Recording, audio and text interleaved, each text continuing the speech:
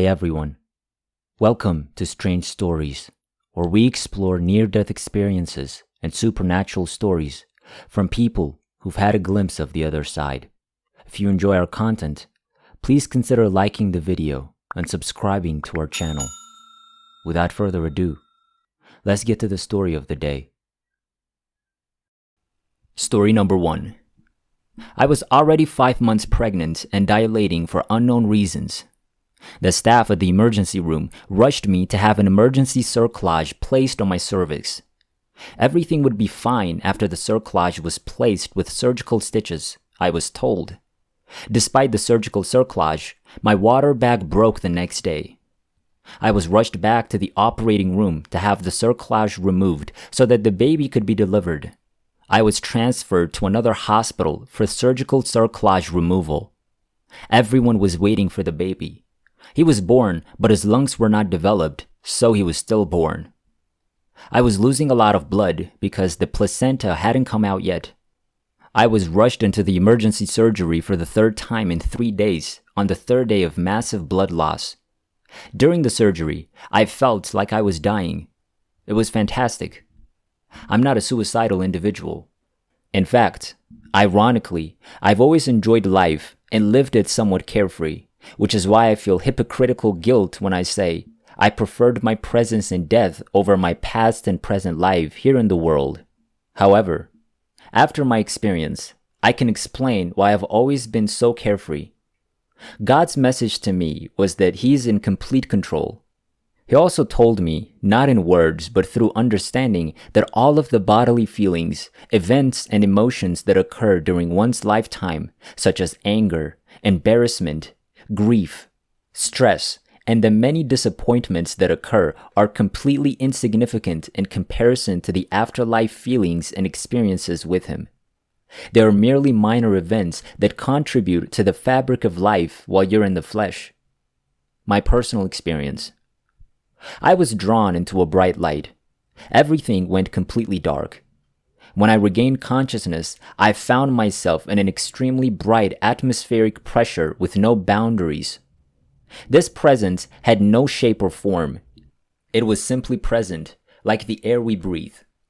However, there was a more definite presence off to the right that seemed to have a more direct relationship with me. A smaller part of the presence that had a more direct personal relationship with my spirit in terms of understanding why I felt the way I did in the midst of the larger presence. He seemed to laugh in the spirit of my joy and overwhelming wow reactions. It's as if the smaller spirit understood and shared my human joys.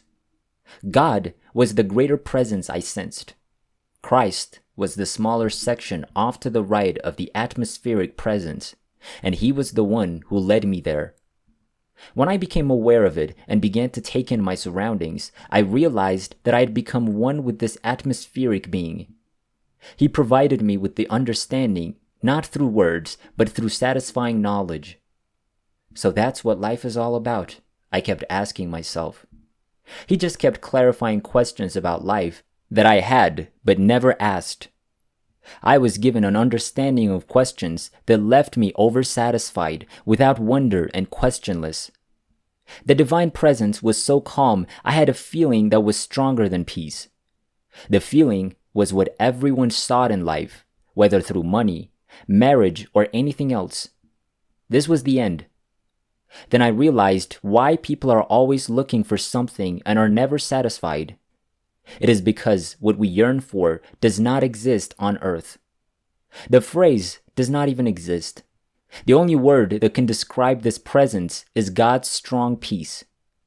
I began to see events in my life that I had no knowledge or memory of until He showed them to me, such as the time I was humiliated and embarrassed in kindergarten for not knowing the answer to a question. He showed me how embarrassed I was, and I was literally overjoyed at the time. We were all laughing at me. I was shown how significant and profound that embarrassing moment felt at the time. He showed me a slew of other insignificant moments that seemed so significant at the time, times I don't even remember. He brought them back to me like I was watching a movie in front of me, but it was now meaningless. He also showed me a scene from my life when I was 16 and frying chicken. It had no significance for me, but it was just one of many insignificant moments in my life. My entire life seemed silly and unimportant all of a sudden. Life had always seemed to me to be overrated, but he proved otherwise. The understanding he gave me for these showings of myself was to demonstrate that they occurred, passed, and now mean nothing. He is eternal. The life he demonstrated to me in death was divine. I wondered where the world's negative feelings, disappointments, letdowns, struggles, and cares were. Then I said, with confirmation, "You are in control, and that's all life was about." I kept saying, unbelievably saying, "You're in control." I started to feel like life was so worthless compared to this existence when I heard somebody screaming. I was going back towards the light, away from the bright being, and I began to say, "I don't want to go back. This is where I want to be." And I heard the smaller section of the presence say, "But you have a husband who loves you very much." I was so disappointed and angry. I said, "Who is that screaming?" I kept saying, "Who is that screaming?" I started seeing lights, and I looked down and saw my body like I was looking at somebody else. I never saw myself in such a full distant view like this. I said, "That's me. But why am I screaming?" Then in one split second, I was back in my body and realized why I was screaming. I was still in surgery and had begun to feel pain. I feel guilty a lot because I feel like I chose my husband over God, and I never would want to do this. He doesn't know it, but I sometimes feel resentment for the decision whoever made to send me back. I think about what I was told when I came back to my body. You have a husband who loves you very much, and I feel a lot of resentment. I spend a lot of time daydreaming, trying to recapture the events or the feelings I had while amidst the presence. The more I'm here on earth, I fear the memory of the experience will fade. I don't want it to fade. The experience was more than euphoric. Story number 2. After a very powerful marriage encounter weekend in 1974, I had a dream vision that changed my entire perspective on life. The 44-hour weekend was illuminating, moving, exhausting, and most importantly, a watershed moment in my life and relationship with my husband, children, parents, and the entire universe. On the Friday following the marriage encounter weekend, Memorial Day weekend, I put our 2-year-old Lisa down for a nap, and I was still tired from the week following our experience.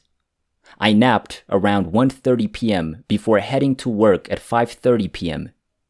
Before going to bed, I wondered why my stepfather, Marcel, who died in October 1973, was so disillusioned with life that he gave up on himself and those who loved him.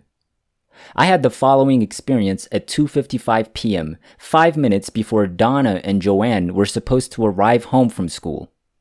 The answer came from deep within me. My father was in pain because no one chose to understand and listen to his feelings, beliefs, and thoughts. No one truly understood him. Also within me is the realization that hurt is a very self-centered emotion and that letting go of hurt allows love to grow again. Seconds after receiving this knowledge, I felt a great love for my stepfather, Marcel, who died in 1973, followed by the same great love from my father, Alfred, who died in 1944 during the Battle of the Bulge. And finally, a tremendous, overwhelming love from God, my Father. All 3 of my arms encircled me. Having been terrified of death and doubting that I was worthy of eternal life, this experience provided me with an answer to the question of life after death. At the same time, I was lifted above the couch, saw my immobile body on the couch, saw my funeral procession with my children and husband, and tried and failed to get up from the couch until I truly believed that if I let go of my self-centeredness, I would be free. I immediately remembered Lisa was sleeping and reminded myself that I needed to return to take care of her. I came in just long enough to notice that the time was 2:55 p.m. When Donna and Joanne returned home, I was completely overwhelmed. When my Uncle Fern, unexpectedly came to see me, and I explained what had happened. He told me that he had had a similar experience.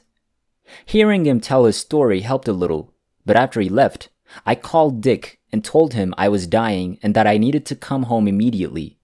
It took years and a slew of other dream vision experiences for me to get back into a routine with my family. Crossing over to the other side is very overwhelming.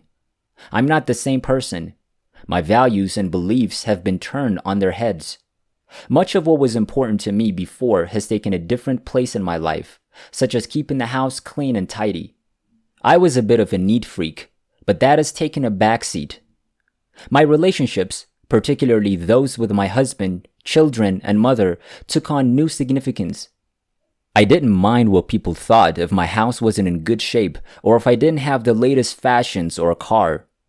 Having a house and keeping up with the neighbors weren't that important.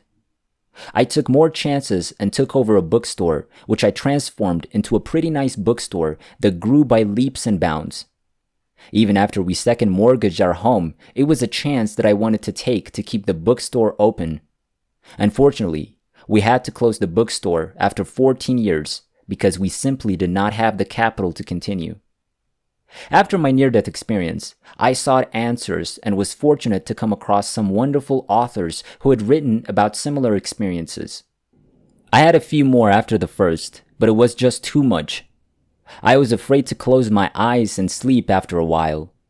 I asked God not to continue because I needed to return to life and start living again, and people were counting on me, so the visions faded.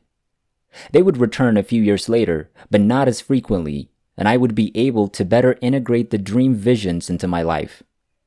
Dick had 2 heart attacks in 1981 and bypass surgery in 1982. It was a very stressful time in our family's life. Donna, who had just graduated from high school, didn't have her father present, and Joanne and Lisa, in particular, were terrified of their father dying. Dick was adamant that he would survive this brush with death, and we were all given a second chance. Dick developed angina in 1993 and had to have the bypass surgery again. Recovery was more difficult for him, but he was a trooper and has a positive outlook on life. Fortunately for us, he never went into depression but rose above it all. We are grateful for his faith and positive attitude, which helped us get through these difficult times. I was diagnosed with breast cancer in May of 1995. People around me are astounded by my ability to rise above it all. Let me state unequivocally that I was not afraid of death, but still desired to live. I had much to gain and everything to lose. Donna was expecting our first grandchild, Rachel, who was born on September 25, 1995, and was the apple of my eye. My family and coworkers were tremendously supportive. I began my new job in January 1995 and was determined not to take too much time off. I had a lumpectomy, chemotherapy, and radiation. Chemotherapy was the most difficult because of nausea and the breakdown of my immune system. I was unhappy with the chemo and chose 3 months rather than 6 months, defying all of my doctor's advice. I did this knowing the consequences, but also believing that destroying the immune system while needing it to fight cancer was, and still is, a paradox. Our family has been taking nutritional supplements since 1983, and I believe it has made all the difference during those years of stress and physical duress. I'm cancer-free after numerous biopsies and close calls, but I'm anxious every time I have a mammogram. Every day, I have to work hard to be at peace. Be still and know that I am is my daily mantra.